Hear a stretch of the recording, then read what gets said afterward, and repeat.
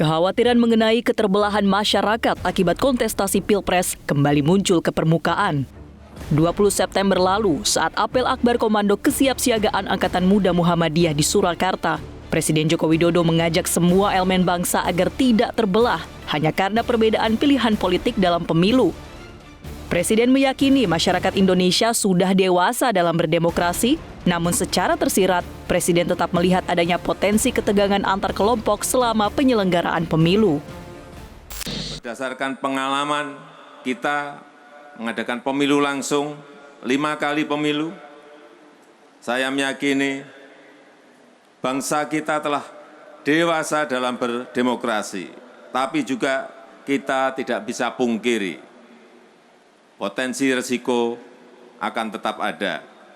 Potensi ketegangan juga akan tetap ada. Masyarakat tidak boleh terbelah karena pemilu. Kedamaian juga tidak boleh koyak karena pemilu. Publik juga tak ingin pernyataan tersebut hanya retorika para elit politik semata.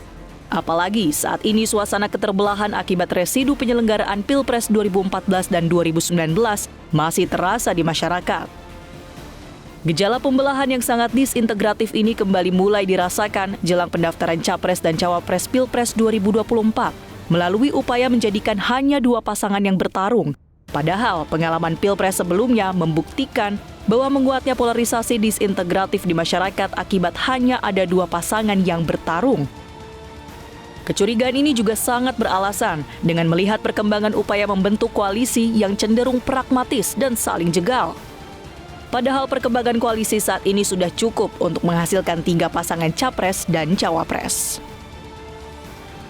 Pengamat politik Henry Satrio pun berharap Pilpres 2024 nanti tetap 3 poros agar keterbelahan di masyarakat tidak terjadi dan masyarakat juga memiliki banyak alternatif pilihan. Kan kalau bisa tuh tetap tiga calon lah, tetap 3 pasang calon sehingga polarisasi tidak terjadi di awal dan masyarakat punya banyak pilihan. Ini kan kalau dilihat dari 3 pasangan ini kan punya kriteria dan karakteristik sendiri-sendiri yang bisa memperkaya rakyat Indonesia untuk memilih. Belum lagi pemerintah melalui Kementerian Dalam Negeri kemudian mengusulkan pilkada dimajukan dari November menjadi September 2024 untuk menghindari kekosongan kepala daerah pada 1 Januari 2025.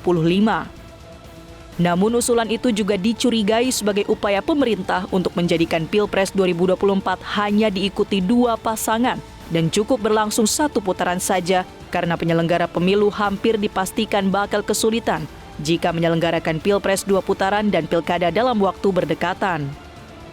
Karena itu, sebaiknya para elit partai politik memperhatikan kebutuhan publik luas atas alternatif pilihan politik yang membuat pemilu lebih dinamis dan bisa menekan hegemoni identitas serta keterbelahan di tengah masyarakat.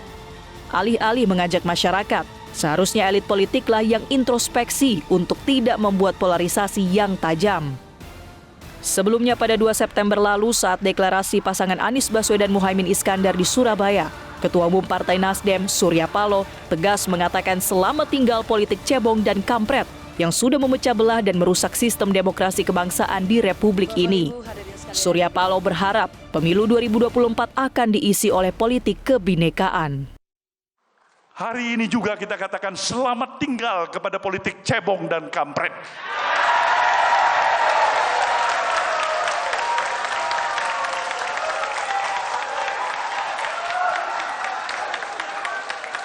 Politik yang memang mengadu domba, memecah belah, dan merusak semua sistem nilai kebangsaan kita.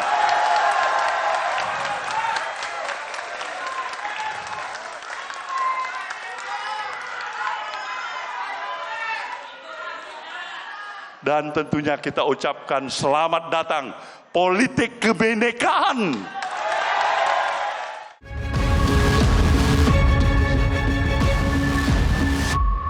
Jelajahi cara baru mendapatkan informasi. Download Metro TV Extend sekarang.